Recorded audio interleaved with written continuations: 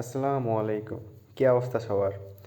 তো আজকে বেশি কিছু না, সকাল সকাল চা খেতে খেতে মনে পড়লো এক বান্ধবীর বিয়ে, তো রেডি হচ্ছিলাম। তারপর বেশি কিছু না, চা খাওয়াটা শেষ করলাম।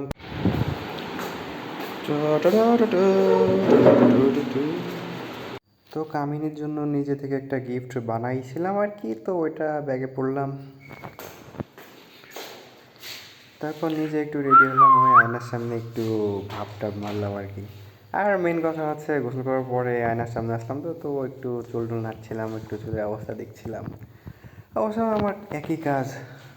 তারপর রুম থেকে বের হলাম। আর এমনি তো আমার রুমের বাইরে এই একটা সুন্দর পুকুর আছে।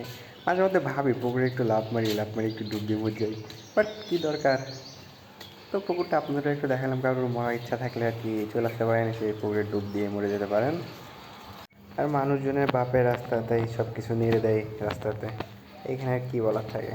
তারপর নিজের এলাকার আর কি ভিউ দেখাচ্ছিলাম। অবশ্যই এলাকা আমার নিজের পার্সোনাল না, বাট এখন যেহেতু আছি তো নিজের এলাকা। এইভাবে দেখাতে দেখাতে আমি আস্তে আস্তে গুটি গুটি পায়ে এগিয়ে যাচ্ছিলাম।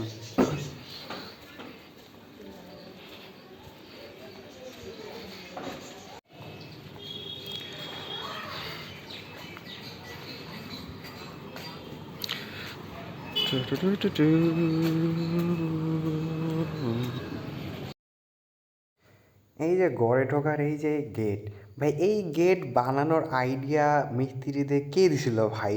না তো একজন প্রপারলি ঢুকতে পারে, না তো বেরোতে পারে, ইভেন যদি সে মোটা হয় তাহলে। আর এই যে গড়ের সাইড, আরে মেন কথা হচ্ছে আমি যাচ্ছিলাম এক ফ্রেন্ডের বাসায়। অবশ্য সামনে এই যে মহিলা কলেজ, হ্যাঁ মহিলা কলেজের পিছনে এক ফ্রেন্ডের বাসায়, আমি সামনে গিয়ে দেখাচ্ছি আপনাদের সেই বিখ্যাত কুখ্যাত ফ্রেন্ডের বাসা। আর গড়ের দিকে তাকাচ্ছিলাম, তো গড়ের পানি তো সব শুকায় ফেলছে, এখন গড়ে কাজ করবে। তো ঘরের পানি, মেন কথা ঘরের পানিও দেখাচ্ছিলাম আপনাদের, কী করবো, কাজ কাম নেই যে। অবশ্যই এই গলিটা নাকি প্রেম গলি, কিন্তু আমার কী লাভ ভাই, গার্লফ্রেন্ড নাই, একাই যাচ্ছি। এই যে মহিলা কলেজ, অবশ্য আমি আমার ফ্রেন্ডের বাসাটা দেখাচ্ছি, দাঁড়ান। এই যে একদম সামনে। আমি আমি ভাবি ভাই তুই বাইরে একটা চেয়ার নিয়ে বসে বসে মেয়ে দেখ, সমস্যা কি? সে ব্যক্তি খুব ব্যস্ত ফোনে, এবং সাথে আঙ্কেলকেও দেখলাম, তো আঙ্কেলের ভিডিও টুকুস করে নিয়ে নিলাম। কিছু মনে করেন না আঙ্কেল, সরি। কেমন চলছে? হাই। ইউটিউব কেমন চলছে?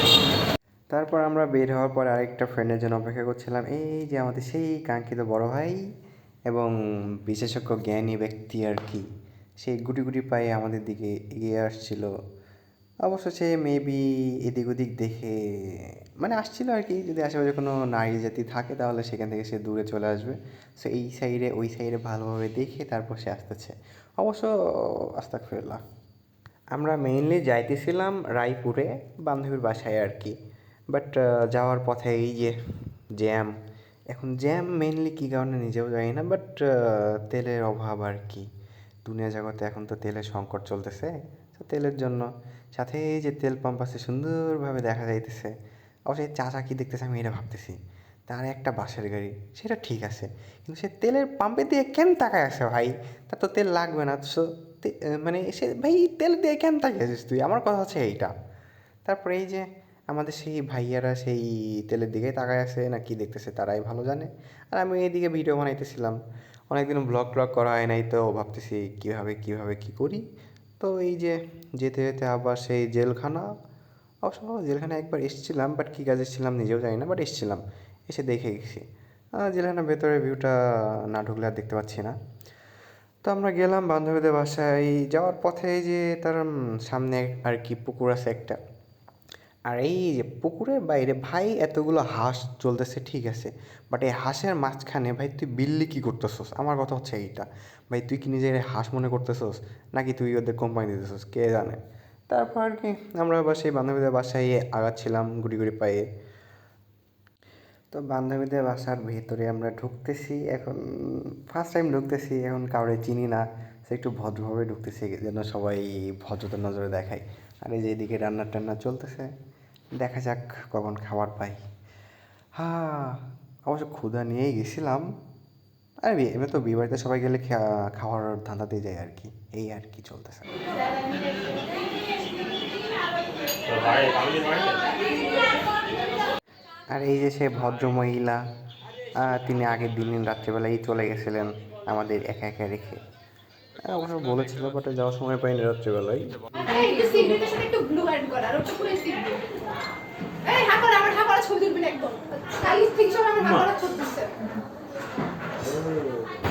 এখন ভাই তুমি যদি হা করে থাকো তো মানুষজন তো তোমার হা করা ছবি তুলবে, তাই না?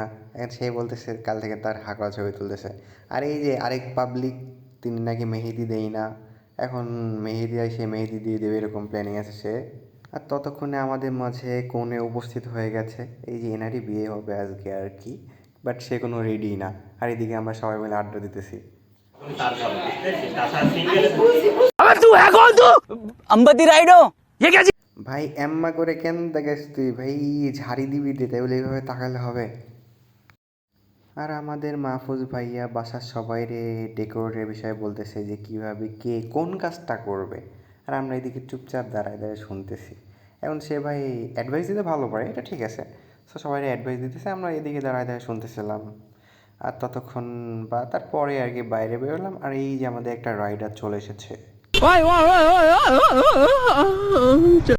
তারপর বেশি কিছু না, আমরা সবাই মিলে বসে বসে বাতাস খাচ্ছিলাম আর গল্প করছিলাম, আর বাকি সবাই কাজ কাম করছিল বা এলাকা দেখছিল, আমরা চুপচাপ বসেছিলাম। আর বিয়ে বাড়িতে গেলে মেইনলি একটা কাজ, খাজিনদারি। ভাই আমরা খাজিনদারি করার জন্যই সেই কাজ করছিলাম। আমাদের খাজিনদারি করার অবস্থায় আমি ভিডিও করছিলাম, আর এই যে এদিকে মাহফুজ খাবার দিচ্ছিল, এইদিকে বর্ষণ রিয়া সবাই মিলে খাবার দিচ্ছিল আর কি, আমিও দিচ্ছিলাম। অবশ্য দেওয়ার ফাঁকে ফাঁকে আমি ভিডিও বানাচ্ছিলাম, ব্লগে কিছু না কিছু তো দিতে হবে, সেই জন্য এদিকে সবাই খাচ্ছিল। নিজের বিয়ে তো হবে না, আর বিয়ে করার শখ নাই, সো ভাইয়ার আর কি খাবারের প্লেট দেখতেছিলাম লুকায় লুকায়। এখন কেউ মেবি আমার খেয়াল করে নাই, বাট আমি ওপর থেকে টুকটাক ভিডিও নিয়েছিলাম খাবারের প্লেটে। অবশ্য বরের খাওয়া শেষ, পাবলিকের খাওয়া শেষ, তারপর আমরা সবাই মিলে খেতে বসে গেছিলাম। আর এই যে আমরা সব খাওয়ার আগে अबे लड़की हिलवा दी अबे लड़की दिखाता रहेगा हमें कब दिखावा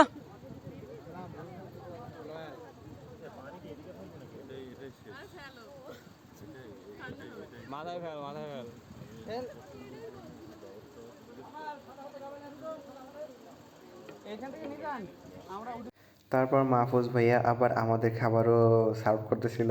এখন সে মানে তার খাজিনদারি করতে ভালো লাগে, এখন সে বরপক্ষ সবাইকে খাওয়ানোর পরে তারপরে আমাদের প্লেটে আর কি খাবার দিচ্ছিল, তো আমরা রিল্যাক্সে নিচ্ছিলাম বসে বসে। আর মাহফুজকে একটু ভাইরাল করার জন্য তার ভিডিওটাও বানাচ্ছিলাম। আর সে লিটারেলি অনেক ভালো পারসন, সো খাবার দিতে সে খুব ভালোই পারে, সব দিক থেকে ভালোই আছে। ফ্রেন্ড হিসেবে অ্যাজ এ বেস্ট, গুড, সব কিছুই বলা যায়। দেখো দিনে अरे एखान থেকে এইটুকু